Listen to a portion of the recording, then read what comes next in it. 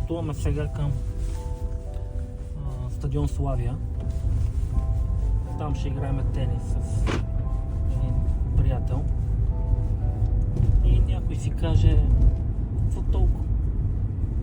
Въпросът е обаче, че аз имам в момента, си подготвям стратегия.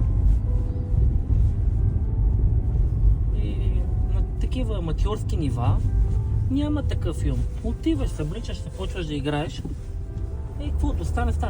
Много често хората казват, ванта да се поизпута малко. Не. Имам много точна и много ясна стратегия в момента.